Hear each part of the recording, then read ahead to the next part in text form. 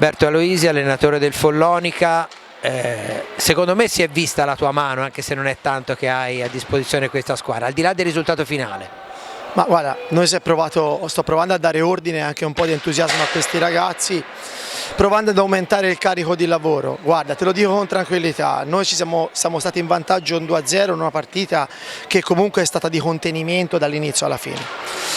Dal punto di vista dell'andamento della gara è stata poi sbloccata da una girandola di cartellini abbastanza particolare, che penso che alla vista a casa molto discutibile. Per la partita forse il Forte d'Armi avrebbe comunque vinto, ma in maniera diversa.